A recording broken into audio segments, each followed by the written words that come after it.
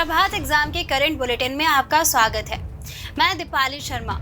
अगले आधे घंटे में आपके पास होंगी देश और दुनिया की वे सभी करंट अफेयर्स जो परीक्षा की दृष्टि से महत्वपूर्ण है। चलिए शुरुआत करते हैं आज के बुलेटिन की। देश के रक्षा मंत्री राजनाथ सिंह ने 14 जून को अग्निपथ नाम के योजना की घोषणा की थी। इसमें 4 साल के लिए सशस्त्र बलों में युवाओं की भर्ती होगी। योजना के तहत चुने गए युवाओं को अग्निवीर कहा जाएगा और इस साल करीब 46,000 युवाओं को सशस्त्र बलों में शामिल करने की योजना है। हालांकि केंद्र सरकार की इस घोषणा के बाद से देश के अलग अलग राज्यों में इसके खिलाफ लोग असंतोष नजर आए हैं। देश के कई राज्यों में युवा इस योजना के खिलाफ प्रदर्शन कर रहे हैं। बिहार में सबसे अधिक विरोध प्रदर्शन देखने को मिला है। सेना में शामिल होने की तैयारी कर रहे युवाओं का पक्ष है कि वे सालों तक खूब मेहनत कर सेना में भर्ती होने की तैयारी करते हैं। ऐसे में 4 साल की नौकरी उन्हें मंजूर नहीं है। प्रदर्शन कर रहे छात्रों ने सरकार से इस योजना को तुरंत वापस लेने की अपील की है। हाल ही में भारत ने सतह से सतह पर मार करने में सक्षम कम दूरी की बैलिस्टिक मिसाइल पृथ्वी 2 का रात में सफलतापूर्वक परीक्षण किया। इससे पहले इंटरमीडिएट रेंज की बैलिस्टिक मिसाइल अग्नि 4 का परीक्षण किया गया था, जो 4000 किलोमीटर की दूरी तय कर सकती है। पृथ्वी 2 एक स्वदेश में विकसित सतह से सतह पर मार करने वाली स्टार रेंज बैलिस्टिक मिसाइल है, जिसकी रेंज लगभग 250 से 350 किलोमीटर है और यह 1 टन पेलोड ले जा सकती है। पृथ्वी 2 वर्ग एक एकल चरण तरल ईंधन वाली मिसाइल है, जिसमें 500 से 1000 किलोग्राम की वारहेड माउंटिंग क्षमता है। इस मिसाइल का निर्माण भारत की रक्षा अनुसंधान और विकास संगठन DRDO के एकीकृत निर्देशित मिसाइल विकास कार्यक्रम के तहत किया गया है। आपको बता दें, पृथ्वी मिसाइल प्रणाली में विभिन्न सामरिक सतह से सतह पर कम दूर की बैलिस्टिक मिसाइल शामिल है। इसका विकास वर्ष 1983 में शुरू हुआ और यह भारत की पहली स्वदेशी बैलिस्टिक मिसाइल थी। इसका पहला परीक्षण वर्ष 1988 में श्रीहरिकोटा शार सेंटर में किया गया था। हाल ही में Stockholm International Peace Research Institute यानी SIPRI द्वारा SIPRI ईयर बुक 2022 रिपोर्ट जारी की गई, जो हथियारों, निशस्त्रीकरण और अंतर्राष्ट्रीय सुरक्षा की वर्तमान स्थिति का आकलन करती है। यह एक अंतर्राष्ट्रीय संस्थान है जो युद्ध, अयुद्ध, हथियार नियंत्रण और निशस्त्रीकरण में अनुसंधान के लिए समर्पित है। इसकी स्थापना वर्ष 1966 में स्टॉकहोम, स्वीडन में हुई थी। यह नीति निर्माताओं, शोधकर्ताओं, मीडिया और जागरूक नागरिकों को पारदर्शी स्रोतों के आधार पर डेटा विश्लेषण और सिफारिशें प्रदान करता है। आपको बता दें, जनवरी 2022 तक भारत के पास 160 परमाणु हथियार थे और ऐसा लगता है कि यह अपने परमाणु शस्त्रागार का विस्तार कर रहा है। परमाणु हथियार मिसाइल या टारपीडो के विस्फोटक सिर होते हैं जो परमाणु ऊर्जा का उपयोग करते हैं। भारत का परमाणु भंडार जनवरी 2021 में 156 से बढ़कर जनवरी 2020 में 160 हो गया। भारतीय रेल ने स्टार्टअप और अन्य संसाधनों की भागीदारी के माध्यम से नवाचार के क्षेत्र में एक महत्वपूर्ण पहल की है। रेल, संचार और इलेक्ट्रॉनिक्स और सूचना प्रौद्योगिकी मंत्री अश्विनी वैष्णव ने सोमवार 13 जून को रेल भवन नई दिल्ली में रेलवे के लिए स्टार्टअप लॉन्च किया, जिसका उद्देश्य भारतीय स्टार्टअप्स द्वारा भारतीय रेल की परिचालन दक्षता और सुरक्षा में सुधार के लिए विकसित नवीन तकनीकों का लाभ उठाना है। यह नीति बहुत बड़े और अप्रयुक्त स्टार्टअप पारिस्थितिकी तंत्र की भागीदारी के माध्यम से संचालन, रखरखाव और बुनियादी ढांचे के निर्माण के क्षेत्र में नए मानक और दक्षता लाएगी। इस कार्यक्रम में बोलते हुए श्री वैष्णव ने कहा कि भारतीय रेल में प्रौद्योगिकी की एकीकरण पर लंबे समय से चल रही चर्चा ने आज की इस पहल के रूप में अब ठोस रूप ले लिया है।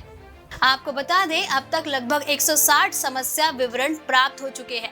पहले चरण में नए नवाचार नीति के माध्यम से 11 समस्याओं के विवरण की पहचान की गई है, जिन्हें पोर्टल पर अपलोड किया गया है।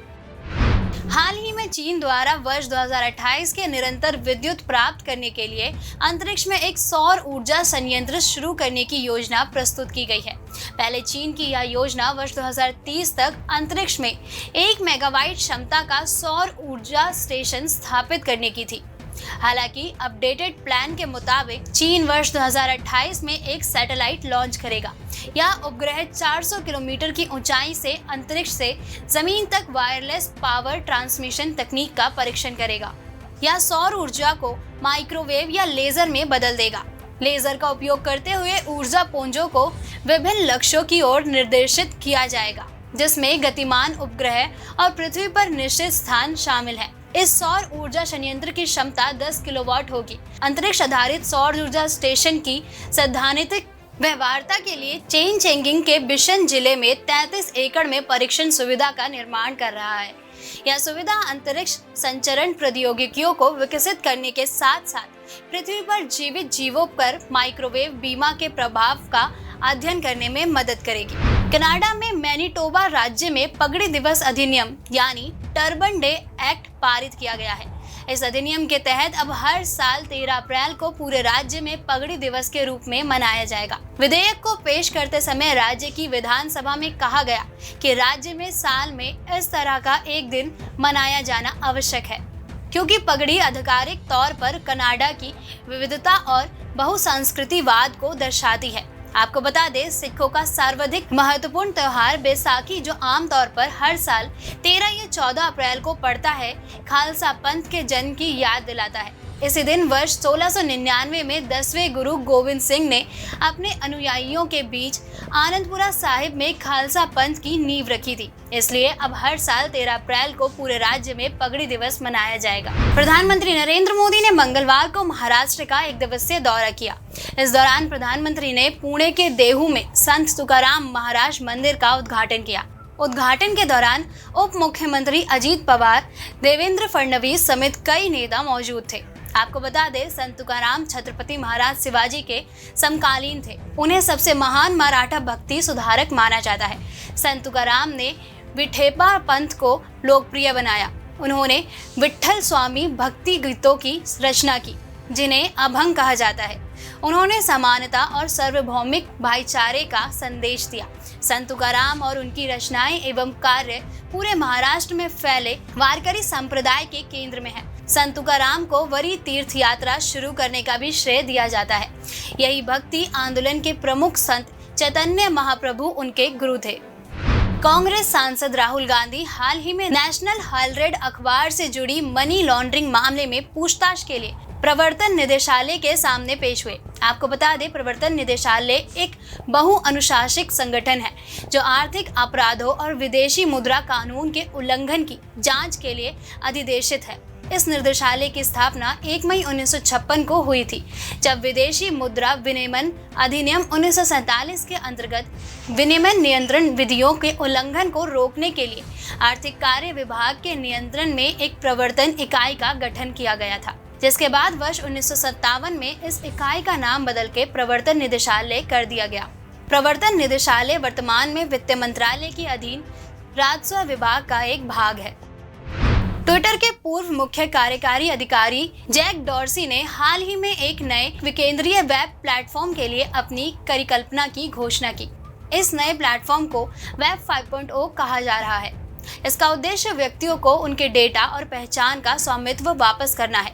सरल शब्दों में कहें तो वेब 5.0, वेब 2.0 और वेब 3.0 को जोड़ दिया गया है। अर्थात इसमें वेब 2.0 और वेब 3.0 दोनों की विशेषताएं शामिल होंगी, जो उपयोगकर्ताओं को इंटरनेट पर अपनी पहचान पर स्वामित्व रखने और अपने डेटा को नियंत्रण करने की अनुमति होगी। वेब 3.0 और वेब 5.0 दोनों में सरकारों या बड़ी तकनीक द्वारा सेंसरशिप के खतरे के बिना और बगैर महत्वपूर्ण कटौती के डर से इंटरनेट की परिकल्पना की गई है।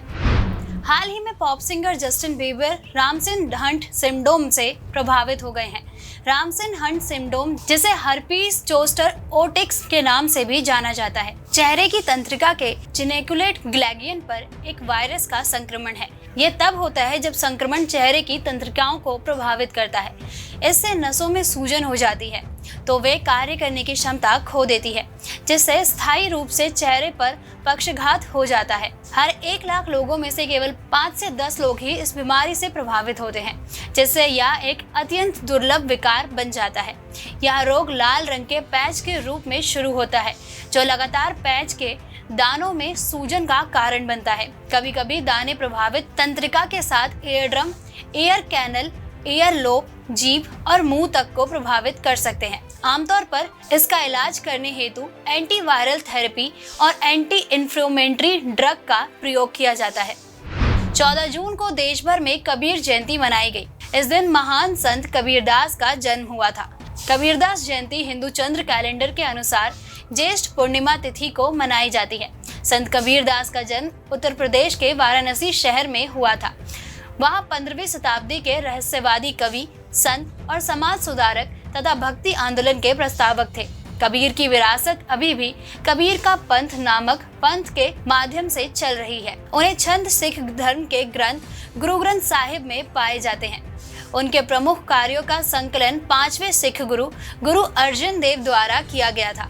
उन्होंने अपने 2 पंक्तियों के दोहे के लिए सबसे अधिक प्रसिद्धि प्राप्त की, जिन्हें कबीर के दोहे के नाम से भी जाना जाता है। कबीर की कृतियां हिंदी भाषा में लिखी गई हैं, जिन्हें समझना आसान था। लोगों को जागरूक करने के लिए वह अपने लेख दोहे के रूप में लिखते थे। हाल ही में केंद्रीय कृषि मंत्री ने जानवरों के लिए देश में कोरोना की पहली स्वदेशी वैक्सीन एनोकोवैक्स लॉन्च की। इसे हरियाणा स्थित NCR national research centre on equines द्वारा विकसित किया गया है। एनोकोवैक्स जानवरों के लिए एक निष्क्रिय SARS-CoV-2 डेल्टा वैक्सीन है। भारतीय कृषि अनुसंधान परिषद के अनुसार यह वैक्सीन कोरोना के डेल्टा और ओमिक्रॉन वेरिएंट से बचाती है। यह श्रावणों, शेरों, तेंदुओं, चूहों और खरगोशों के लिए सुरक्षित है। इसके साथ ही कुत्तों में SARS-CoV-2 के खिलाफ एंटीबॉडी का पता लगाने के लिए केन-कोव-2 एलिस किट भी लॉन्च की। यह किट भारत में बनाई गई है। हाल ही में नमूना पंजीकरण प्रणाली यानी SRS द्वारा जारी आंकड़ों के अनुसार वर्ष 2015 से 2019 के दौरान जन्म के समय भारत की जीवन प्रत्याशा 69.7 तक पहुंच गई है। आंकड़ों से पता चलता है कि 5 साल से कम उम्र के बच्चों की मृत्यु दर और शिशु मृत्यु दर का एक कारण हो सकता है, जिसके चलते भारत में जन्म के समय जीवन प्रत्याशा को बढ़ाना मुश्किल हो जाता है। हालांकि भारत की जीवन प्रत्याशा अभी भी वैश्विक औसत 72.6 से नीचे बनी हुई है। जन्म के समय जीवन प्रत्याशा और 1 वर्ष या 5 वर्ष में जीवन प्रत्याशा के बीच के अंतर मध्य प्रदेश और उत्तर प्रदेश जैसे राज्यों में सबसे अधिक है, जहां शिशु मृत्यु दर सबसे अधिक है। भारत में जन्म के समय जीवन प्रत्याशा में 20 साल की वृद्धि हुई है, जो 1970 से 75 के 79.7 से बढ़कर 2015 से 2019 में 69.7 हो गई। शहरी एवं ग्रामीण क्षेत्रों के साथ साथ राज्यों में जन्म के समय जीवन प्रत्याशा में काफी अंतर है। हिमाचल प्रदेश की शहरी महिलाओं की जीवन प्रत्याशा 82.3 वर्ष सबसे अधिक थी। वहीं बिहार और झारखंड एकमात्र ऐसे राज्य हैं जहां शहरी और ग्रामीण दोनों क्षेत्रों में पुरुषों की जीवन प्रत्याशा महिलाओं की तुलना में अधिक है। हाल ही में 24वीं आसियान भारत वरिष्ठ अधिकारी बैठक यानी SOM का आयोजन दिल्ली में किया गया। बैठक के दौरान भारत और आसियान ने अपने संवाद संबंधों की 30वीं वर्षगांठ मनाई। इससे पहले भारत के साथ आसियान देशों की डिजिटल मंत्रियों की दूसरी बैठक आयोजित की गई और इस दौरान क्षेत्र में भविष्य के सहयोग के लिए भारत आसियान डिजिटल कार्य योजना वर्ष 2022 को अंतिम रूप दिया गया। आपको बता दें, आसियान एक क्षेत्रीय समूह है जो आर्थिक, राजनीतिक और सुरक्षा सहयोग को बढ़ावा देते हैं। इसकी स्थापना अगस्त 1967 में बैंकॉक, थाईलैंड में आसियान के संस्थापकों अर्थात इंडोनेशिया, मलेशिया, फिलीपींस, सिंगापुर और थाईलैंड द्वारा आसियान घोषणा पर हस्ताक्षर के साथ की गई। इसके सदस्य राज्यों को अंग्रेजी नामों के वर्ण अनुक्रम के आधार पर इसकी अध्यक्षता वार्षिक रूप से प्रदान की जाती है। आसियान देशों की कुल आबादी 650 मिलियन है और संयुक्त अकल घरेलू उत्पाद 2.8 ट्रिलियन अमेरिकी डॉलर है। यह लगभग 86.9 बिलियन अमेरिकी डॉलर के व्यापार के साथ भारत का चौथा सबसे बड़ा व्यापारिक भागीदार है। हाल ही में राजभवन के नीचे वर्ष 2016 में खोजे गए बंकर में भारतीय क्रांतिकारी दीर्घ का निर्माण किया गया है। यह दीर्घ यानी गैलरी भारतीय स्वतंत्रता आंदोलन ज्ञात और अज्ञात क्रांतिकारियों के लिए एक श्रद्धांजलि है। राजभवन के बंकर की खोज 2016 में महाराष्ट्र के तत्कालीन राज्यपाल N. विद्यासागर राव ने की थी। आपको बता दें, प्रथम विश्व युद्ध से पहले निर्मित इस बंकर का उपयोग अंग्रेजों द्वारा हथियारों और गोला बारूद को स्टोर करने के लिए किया जाता था। इस बंकर में विभिन्न आकारों के 13 कमरे हैं और इन विभिन्न प्रकोष्ठों को cell store, gun cell, workshop आदि के नाम से भी जाना जाता है।